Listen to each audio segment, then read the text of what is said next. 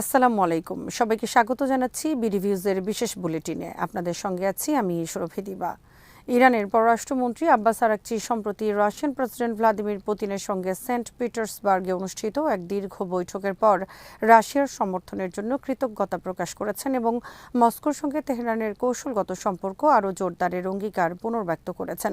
তিনি সাংবাদিকদের জানান, প্রায় ১.৫ ঘণ্টারও বেশি সময় ধরে চলা এই বৈঠকে দ্বিপাক্ষিক সম্পর্ক, আঞ্চলিক পরিস্থিতি এবং যুক্তরাষ্ট্র ও ইসরায়েলের সঙ্গে সংঘাতের বিষয়গুলো বিস্তারিতভাবে আলোচনা হয়েছে। আরাকচি উল্লেখ করেন, আলোচনায় দুই দেশের সহযোগিতা বৃদ্ধির বিষয়ে বেশ কিছু ইতিবাচক ধারণা উঠে এসেছে, যা ভবিষ্যতে বাস্তবায়নের সম্ভাবনা তৈরি করেছে। তিনি বলেন, বর্তমান পরিস্থিতিতে ইরান ও রাশিয়ার মধ্যে সহযোগিতা সম্প্রসারণের জন্য খুবই অনুকূল পরিবেশ রয়েছে। একই সঙ্গে তিনি দাবি করেন, প্রেসিডেন্ট পুতিনের মতে শুধু রাশিয়াই নয়, বরং বিশ্ববাসী ইরানি জনগণের স্থিতিশীলতা ও প্রতিরোধ ক্ষমতার প্রশংসা করছে। বিশেষ করে যুক্তরাষ্ট্রের বিরুদ্ধে তাদের অবস্থানকে একটি অসম ও অন্যায় যুদ্ধের প্রেক্ষাপটে দেখা হচ্ছে। আরাকচি রাশিয়াকে বন্ধু প্রতিম দেশ হিসেবে উল্লেখ করে বলেন, সাম্প্রতিক সংঘাতে তাদের সমর্থন ইরানের জন্য গুরুত্বপূর্ণ ছিল। তিনি আরও জোর দিয়ে বলেন, পরিবর্তিত বৈশ্বিক পরিস্থিতিতে ইরান তার কৌশলগত অংশীদারিত্ব রাশিয়ার সঙ্গে অব্যাহত রাখবে এবং এই সম্পর্ককে আরও গভীর ও বিস্তৃত করার জন্য প্রতিশ্রুতিবদ্ধ। এই বক্তব্য থেকে স্পষ্ট যে তেহরান ও মস্কোর মধ্যে রাজনৈতিক, কূটনৈতিক এবং আঞ্চলিক সহযোগিতা ভবিষ্যতে আরও দৃঢ় হতে পারে, যা আন্তর্জাতিক রাজনীতিতে নতুন ভারসাম্য তৈরিতে ভূমিকা রাখতে পারে। ইরানের পর্যায়ক্রমিক যুদ্ধবিরতির প্রস্তাবে অসন্তুষ্ট ট্রাম্প। মার্কিন প্রেসিডেন্ট ডোনাল্ড ট্রাম্প সাম্প্রতিক ইরানি প্রস্তাবে অসন্তোষ প্রকাশ করেছেন, যা চলমান যুদ্ধের দ্রুত সমাধানের সম্ভাবনাকে আরও অনিশ্চিত করে তুলেছে। রয়টার্সের প্রতিবেদনে এক মার্কিন কর্মকর্তার বরাত দিয়ে বলা হয়, ইরানের প্রস্তাবে ধাপে ধাপে আলোচনা শুরুর কথা বলা হলেও এতে শুরুতেই পারমাণবিক ইস্যু অন্তর্ভুক্ত না থাকায় ওয়াশিংটন তা প্রত্যাখ্যান করেছে। প্রস্তাব অনুযায়ী প্রথমে যুদ্ধবিরতি ও পারস্য উপসাগরে সামুদ্রিক উত্তেজনা কমানো, পরে পারমাণবিক কর্মসূচি নিয়ে আলোচনা করার কথা ছিল। কিন্তু যুক্তরাষ্ট্রের অবস্থান হলো, আলোচনার শুরু থেকেই পারমাণবিক বিষয় অন্তর্ভুক্ত থাকতে হবে, যা প্রধান বাধা হিসেবে রয়ে গেছে। হোয়াইট হাউস জানিয়েছে, তারা সংবাদ মাধ্যমের মাধ্যমে আলোচনা করতে রাজি নয় এবং যুদ্ধ শেষ করার শর্তে অনড়। এদিকে কূটনৈতিক প্রচেষ্টা দুর্বল হয়ে পড়ছে। ট্রাম্পের দূত স্টিভ উইটকফ ও উপদেষ্টা জ্যারেড কুশনার ইসলামাবাদ সফর বাতিল করেছেন।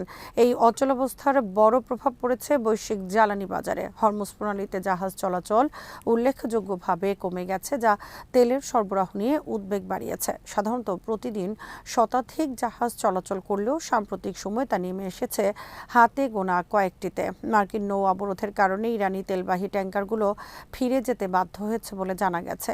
ইরান এই পদক্ষেপকে জলদস্যুতা আখ্যা দিয়ে তীব্র নিন্দা জানিয়েছে। রাজনৈতিকভাবে ট্রাম্পও চাপের মুখে পড়েছেন, কারণ তার জনপ্রিয়তা কমছে এবং যুদ্ধের যৌক্তিকতা নিয়ে প্রশ্ন উঠেছে। ইরানের প্রস্তাবে যুদ্ধবিরতি, নিরাপত্তা নিশ্চয়তা ও প্রণালী পুনরায় চালুর কথা থাকলেও পারমাণবিক ইস্যুতে মতপার্থক্য এখনও সমাধানের পথে প্রধান অন্তরায়। পারমাণবিক আলোচনা ছাড়াই হরমুজ চুক্তির প্রস্তাব দিয়েছে ইরান। ইরান যুক্তরাষ্ট্র উত্তেজনা নতুন এক কূটনৈতিক মোড়ে পৌঁছেছে, যেখানে তেহরান আপাতত পারমাণবিক আলোচনাকে পিছিয়ে রেখে আঞ্চলিক স্থিতিশীলতাকে অগ্রাধিকার দিচ্ছে।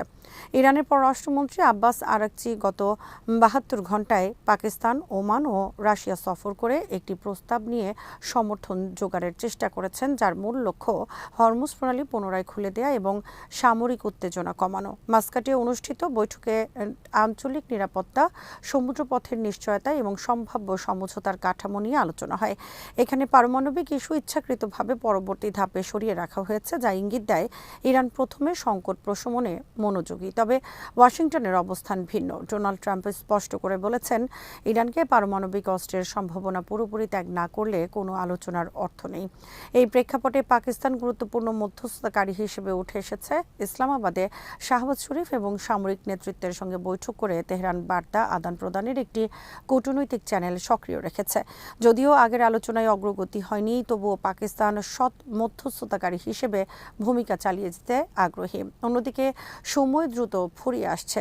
১৯৭৩ সালের ওয়ার্ল্ড পাওয়ার্স রেজুলেশন অনুযায়ী অনুযায়ী 1 মের মধ্যে মার্কিন প্রেসিডেন্টকে কংগ্রেসের অনুমোদন নিতে হবে ইরানের বিরুদ্ধে সামরিক অভিযান চালিয়ে যেতে। ফলে কূটনৈতিক প্রচেষ্টা ও রাজনৈতিক চাপ একই সঙ্গে বাড়ছে। সব মিলিয়ে বর্তমান উদ্যোগ একটি ধাপে ধাপে সমাধানের ইঙ্গিত দেয়, যেখানে প্রথমে আঞ্চলিক উত্তেজনা কমিয়ে পরে জটিল পারমাণবিক ইস্যুতে যাওয়া হতে পারে। তবে যুক্তরাষ্ট্র এই কাঠামো মেনে নেবে কিনা সেটি এখন সবচেয়ে বড় প্রশ্ন। ইরানের উপর নিষেধাজ্ঞার বিষয়ে ইসি প্রেসিডেন্টের ভণ্ডামিপূর্ণ ও লজ্জাজনক জেদের তীব্র সমালোচনা করেছেন মুখপাত্র।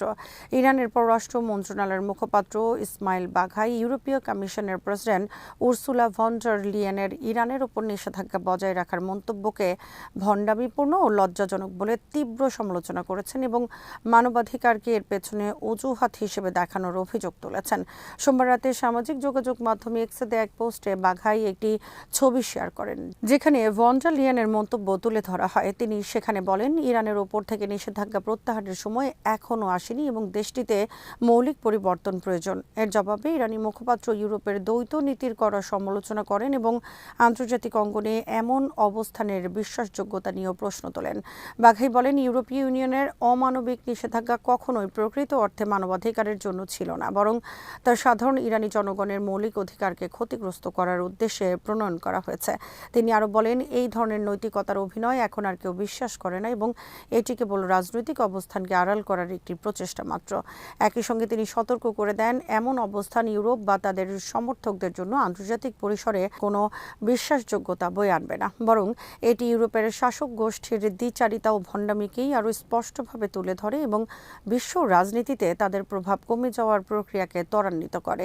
ইরানের পক্ষ থেকে এই বক্তব্য ইউরোপের সঙ্গে চলমান উত্তেজনার আরেকটি দৃষ্টান্ত হিসেবে দেখা হচ্ছে, যেখানে নিষেধাজ্ঞা ও মানবাধিকার ইস্যু নিয়ে দুই পক্ষের অবস্থান ক্রমশ আরও দূরে সরে যাচ্ছে। প্রতিরোধ ফ্রন্ট আগের চেয়েও শক্তিশালী ও ঐক্যবদ্ধ বলে দাবি করেছেন আইআরজিসি কুদস ফোর্সের প্রধান। ইসলামিক রেভলিউশনারি গার্ডস কর্পস এর কুদস ফোর্সের কমান্ডার ব্রিগেডিয়ার জেনারেল ইসমাইল কানি বলেছেন, প্রতিরোধ ফ্রন্ট বর্তমানে আগের যে কোনো সময়ের তুলনায় আরও বেশি ঐক্যবদ্ধ ও সুসংগঠিত। তিনি জোর দিয়ে বলেন, এই ফ্রন্টের গুরুত্বপূর্ণ উপাদানগুলো, বিশেষ করে লেবাননের হিজবুল্লাহ, নিয়মিত সমর্থন পেয়ে যাচ্ছে এবং ভবিষ্যতেও এই সহায়তা অব্যাহত থাকবে। নিজের সামাজিক যোগাযোগ মাধ্যমে দেয়া এক বার্তায় কানি উল্লেখ করেন, প্রতিরোধ ফ্রন্টের বিভিন্ন অংশের মধ্যে সমন্বয় ও সংহতি আগের তুলনায় অনেক বেশি শক্তিশালী হয়েছে। তিনি বলেন, বর্তমানে মূল লক্ষ্য হল লেবাননের হিজবুল্লাহ সহ ফ্রন্টের অন্যান্য শক্তিগুলোকে সমর্থন প্রদান করা এবং তাদের সক্ষমতা আরও বাড়ানো। কানি আরও দাবি করেন, ইতিহাস বিশ্লেষণ করলে দেখা যায় যে জায়নিস্ট শাসন সাম্প্রতিক কয়েক দশকে কোনো যুদ্ধেই তাদের নির্ধারিত লক্ষ্য অর্জন করতে সক্ষম হয়নি। তার মতে, প্রতিটি সংঘাতে তারা কৌশলগত ব্যর্থতার সম্মুখীন হয়েছে এবং প্রত্যাশিত ফল পায়নি। তিনি বলেন, দক্ষিণ লেবাননের সাম্প্রতিক ঘটনাবলী এই ধারাবাহিক ব্যর্থতারই একটি নতুন উদাহরণ। কানির ভাষ্য অনুযায়ী, প্রতিরোধ শক্তির ক্রমবর্ধমান ঐক্য ও দৃঢ়তা ভবিষ্যতেও এই প্রবণতা বজায় রাখবে এবং প্রতিপক্ষের পরিকল্পনাকে ব্যাহত করবে। সবশেষে তিনি প্রতিরোধ ফ্রন্টের ঐক্যকে সবচেয়ে বড় শক্তি হিসেবে উল্লেখ করে বলেন, এই ঐক্যই তাদেরকে টিকে থাকতে এবং প্রতিপক্ষের বিরুদ্ধে কার্যকর প্রতিরোধ গড়ে তুলতে সহায়তা করছে। আজ এখানেই শেষ করছি। সবাই ভালো থাকুন, সুস্থ থাকুন আর দেখতে থাকুন বিডি ভিউজ। চ্যানেলটি ভালো লাগলে সাবস্ক্রাইব করুন। আল্লাহ হাফেজ।